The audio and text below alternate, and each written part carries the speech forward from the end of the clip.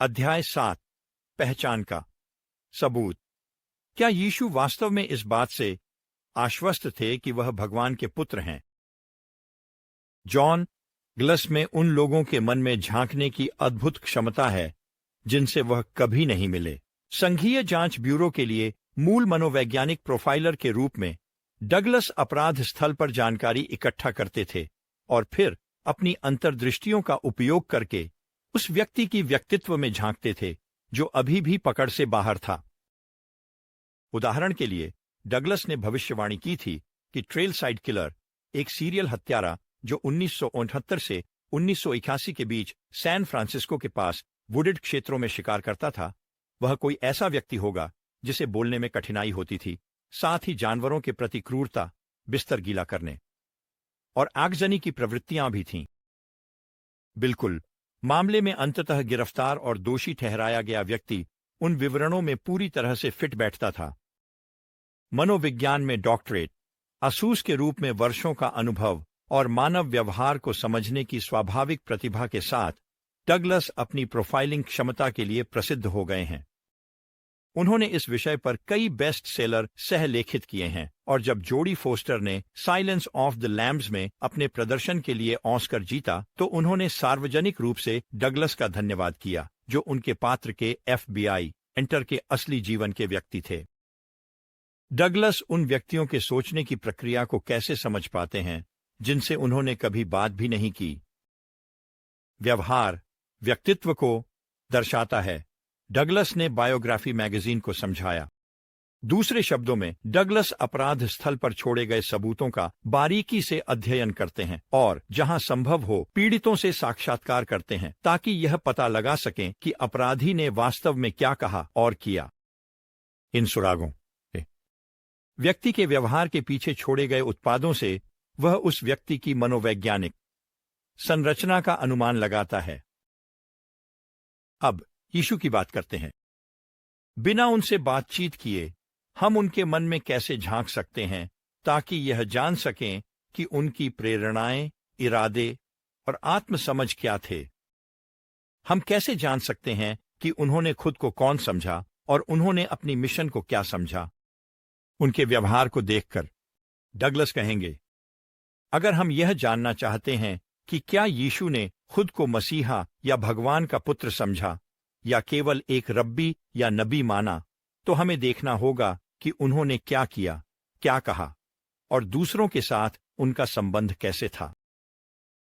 यह सवाल कि यीशु ने अपने बारे में क्या सोचा एक महत्वपूर्ण मुद्दा है।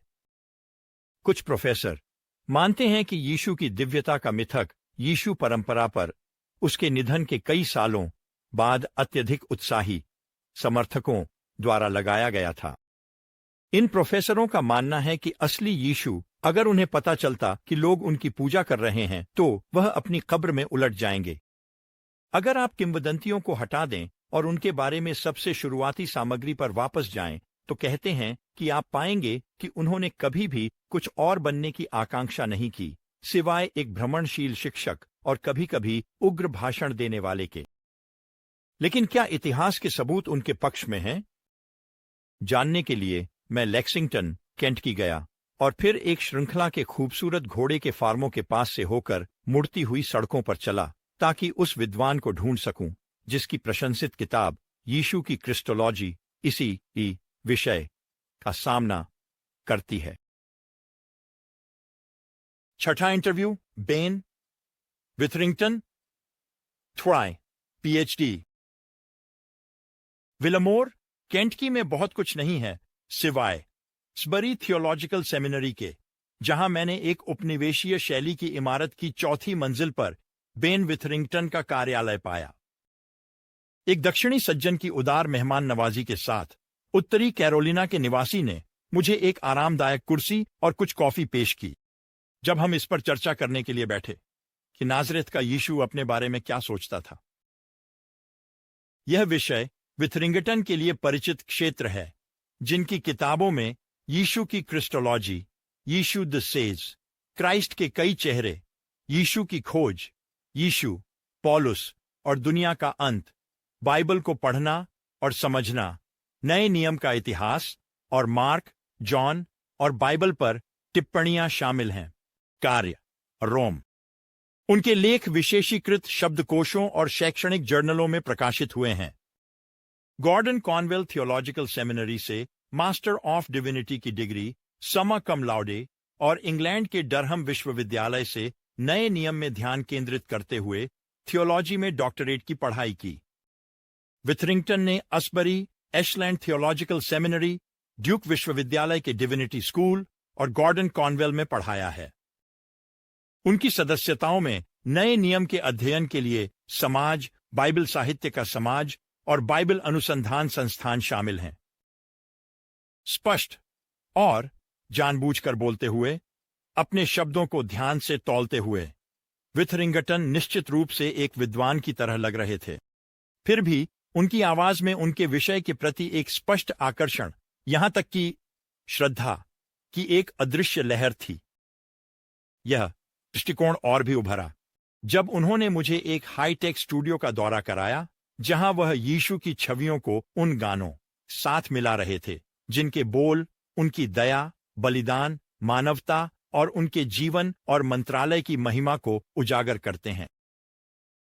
एक विद्वान के लिए जो यीशु से जुड़े तकनीकी मुद्दों पर भारी फुटनोटेड, सावधानी से, बारीक और शैक्षणिक रूप से सटीक लेखन करता है, वीडियो और संगीत का यह कलात्मक मिलन उस पक्ष की खोज के लिए एक काव्यात्मक माध्यम है जिसे केवल रचनात्मक कला ही पकड़ सकती है। विथरिंगटन के कार्यालय में वापस मैंने यीशु की आत्मसमझ के मुद्दे की जांच करने का निर्णय लिया, एक ऐसे सवाल के साथ जो अक्सर पाठकों के मन में तब आता है जब वे पहली बार सुसमाचारों के संपर्क में आते हैं। सच्चाई यह है कि यीशु अपनी पहचान के बारे में थोड़ा रहस्यमय थे, है ना? मैंने पूछा जब विथरिंगटन ने मेरे सामने एक कुर्सी खींची। वह सीधे तौर पर खुद को मसीह या भगवान के पुत्र के रूप में घोषित करने से कतराते थे। क्या यह इसलिए था क्योंकि उसने अपने बारे में ऐसे शब्दों में नहीं सोचा या उसके पास अन्य कारण थे? नहीं, इसलिए नहीं है कि उसने अपने बारे में ऐसे शब्दों में नहीं सोचा, विथरिंगटन ने कहा जब वह अपनी कुर्सी में बैठ गए और अपने पैरों को क्रॉस किया। अगर उसने बस यह घोषणा की होती, नमस्ते दोस्तों, मैं भगवान हूं, तो इसे इस तरह सुना जाता, मैं यहोवा हूं, क्योंकि उसके समय के यहूदियों के पास त्रिमूर्ति का कोई विचार नहीं था। वे केवल भगवान पिता के बारे में जानते थे, जिन्हें वे यहोवा कहते थे, और भगवान पुत्र या भगवान पवित्र आत्मा के बारे में नहीं। तो अगर कोई कहता कि वह भगवान है, तो यह उनके लिए कोई मतलब नहीं रखता और इसे स्पष्ट रूप से अपमान के रूप में देखा जाता। और यह यीशु के लिए उसके संदेश को सुनाने के प्रयासों में प्रतिकूल होता। इसके अलावा मसीह के बारे में पहले से ही कई उम्मीदें थीं कि वह कैसा दिखेगा, और यीशु नहीं चाहते थे कि उन्हें किसी और की श्रेणियों में डाल दिया जाए। इसलिए वह सार्वजनिक रूप से जो कुछ भी कहते थे उसके बारे में बहुत सावधान थे। निजी में अपने शिष्यों के साथ यह एक अलग कहानी थी, लेकिन सुसमाचार मुख्य रूप से हमें यह बताते हैं कि उन्होंने सार्वजनिक रूप से क्या किया। यह 1977 में ब्रिटिश धर्मशास्त्री जॉन हिक और उनके आधा दर्जन समान विचारधारा वाले सहयोगियों द्वारा लिखी गई एक किताब थी, जिसने यह आरोप लगाकर विवाद का एक तूफान खड़ा कर दिया कि यीशु ने कभी खुद को भगवान के अवतार या मसीह के रूप में नहीं सोचा। इन अवधारणाओं, उन्होंने लिखा, बाद में विकसित हुईं और सुसमाचारों में लिखी गईं ताकि ऐसा लगे कि यीशु खुद के बारे में ये दावे कर रहे थे। उस आरोप की जांच करने के लिए विथरिंगटन यीशु के बारे में सबसे शुरुआती परंपराओं की ओर लौटे, सबसे प्राचीन सामग्री जो निश्चित रूप से किंवदंती के विकास से सुरक्षित है, और यह पता लगाया कि यीशु वास्तव में खुद को कैसे देखते थे। इसके बारे में प्रेरक संकेत मिले। मैं उस शोध में गहराई से जाना चाहता था, इस सवाल से शुरू करते हुए, हम यीशु की आत्मसमझ के बारे में दूसरों के साथ उनके संबंधों के तरीके से कौन से संकेत पा सकते हैं?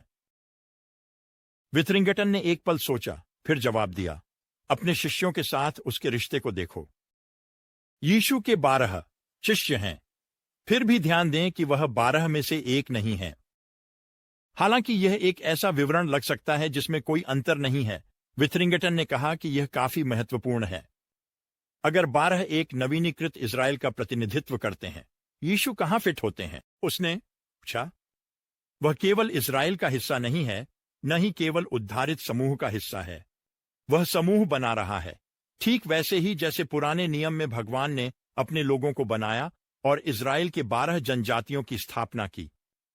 यह एक संकेत है कि यीशु ने खुद के बारे में क्या सोचा। विथरिंगटन ने यीशु के संबंध में एक संकेत का वर्णन करना जारी रखा, जो कि यूहन्ना बपतिस्मा देने वाले के साथ है। यीशु कहते हैं, महिला से जन्मे सभी लोगों में यूहन्ना पृथ्वी पर सबसे महान आदमी है। यह कहने के बाद वह फिर अपने मंत्रालय में बपतिस्मा देने वाले से भी आगे बढ़ते हैं, उदाहरण के लिए चमत्कार करके। यह उसके बारे में क्या कहता है कि वह खुद के बारे में क्या सोचता है, और धार्मिक नेताओं के साथ उसका संबंध शायद सबसे प्रकट करने वाला है। यीशु एक सच में कट्टर बयान देते हैं कि यह वह नहीं है जो किसी व्यक्ति के अंदर जाता है जो उसे अपवित्र करता है, बल्कि वह है जो उसके दिल से बाहर आता है। ईमानदारी से कहूं तो यह पुराने नियम के बड़े हिस्सों को दरकिनार कर देता है। लेव्य व्यवस्था की पुस्तक, जिसमें शुद्धता के बारे में बारीक नियम है। अब फरीसी इस संदेश को पसंद नहीं करते। वे चीजों को जैसे हैं वैसे ही रखना चाहते थे, लेकिन यीशु ने कहा, नहीं, भगवान के और भी योजनाएं हैं। वह एक नया काम कर रहा है। हमें पूछना होगा, ऐसा कौन सा व्यक्ति है जो सोचता है कि उसके पास दिव्य प्रेरित यहूदी शास्त्रों को दरकिनार करने और उन्हें अपनी शिक्षाओं से बदलने का अधिकार है? और उसके संबंध के बारे में क्या?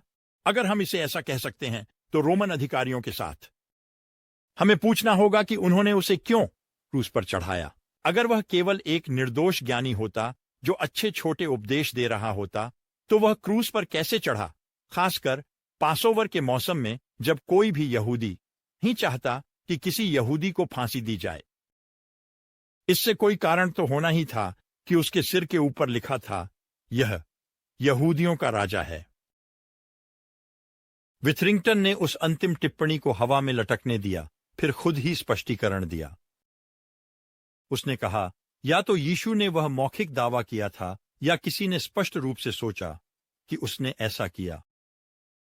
जबकि यीशु के रिश्ते उसकी आत्म समझ के लिए एक खिड़की प्रदान करते हैं, विथरिंगटन ने कहा कि यीशु के कार्य, विशेष रूप से उसके चमत्कार, अतिरिक्त अंतर्दृष्टियां प्रदान करते हैं। हालांकि मैंने उसे रोकने के लिए अपना हाथ उठाया। बिल्कुल, आप ये नहीं कह सकते कि यीशु के चमत्कारों ने यह साबित किया कि वह खुद को भगवान मानते थे। मैंने कहा, क्योंकि बाद में उनके अपने शिष्य भी बाहर गए और वही चीजें की, और निश्चित रूप से वे भगवान होने का दावा नहीं कर रहे थे। नहीं, यह तथ्य नहीं है कि यीशु ने चमत्कार किए जो उसकी आत्म समझ को उजागर करता है, विथरिंगटन ने जवाब दिया। महत्वपूर्ण यह है कि वह अपने चमत्कारों की व्याख्या कैसे करता है। आपका क्या मतलब है? मैंने पूछा। यीशु कहते हैं, अगर मैं भगवान की अंगुली से दुष्ट आत्माओं को बाहर निकालता हूं, तो तुम जानोगे कि भगवान का राज्य तुम पर आ गया है। वह अन्य चमत्कार करने वालों की तरह नहीं है जो अद्भुत चीजें करते हैं और फिर जीवन हमेशा की तरह चलता रहता है। नहीं, यीशु के लिए उनके चमत्कार एक संकेत हैं जो भगवान के राज्य के आने को दर्शाते हैं। वे इस बात का पूर्वानुमान हैं कि भगवान का राज्य कैसा होने वाला है, और यही चीज यीशु को अलग बनाती है। फिर से ने बीच में ही बात काट दी। इस पर थोड़ा विस्तार से बताइए, मैंने कहा। यह उसे कैसे अलग बनाता है? विथरिंगटन ने जवाब दिया, यीशु अपने चमत्कारों को कुछ अनोखा लाने के रूप में देखते हैं, जो भगवान के प्रभुत्व का आना है। वह केवल अपने आप को चमत्कार करने वाले के रूप में नहीं देखता, वह खुद को उस व्यक्ति के रूप में देखता है जिसके माध्यम से भगवान के वादे पूरे होते हैं। और यह एक ऐसा दावा है जो बहुत स्पष्ट रूप से ऊंचाई का संकेत देता है। मैंने सिर हिलाया। अब उसकी बात मुझसे समझ में आ गई। इसके साथ मैंने यीशु के शब्दों की ओर मुड़कर उनकी आत्म समझ के बारे में और संकेतों की तलाश की। उसे उसके अनुयायियों द्वारा रब्बी कहा जाता था। मैंने कहा, क्या इसका मतलब यह नहीं है कि उसने अपने समय के अन्य रब्बियों की तरह केवल सिखाया? विथरिंगटन मुस्कुराया। वास्तव में उसने कहा, यीशु ने एक नए और क्रांतिकारी तरीके से सिखाया। वह अपने उपदेशों की शुरुआत इस वाक्य से करते हैं, आमीन, मैं तुमसे कहता हूं, जिसका मतलब है आमीन, मैं जो कहने जा रहा हूं उसकी सत्यता की पहले से शपथ लेता हूं। यह बिल्कुल क्रांतिकारी। हाँ। कैसे? मैंने पूछा। उसने जवाब दिया, यहूदी धर्म में आपको दो गवाहों की गवाही की जरूरत होती थी। तो गवाह ए गवाह बी की सत्यता की गवाही दे सकता है और इसके विपरीत भी। लेकिन यीशु अपने ही कहे हुए शब्दों की सत्यता की गवाही देते हैं। दूसरों की प्राधिकरण पर अपने शिक्षण को आधारित करने के बजाय वह अपनी खुद की प्राधिकरण पर बोलता है। तो यहां एक ऐसा व्यक्ति है जो खुद को पुराने नियम के नबियों से ऊपर और परे की प्राधिकरण रखने वाला मानता है।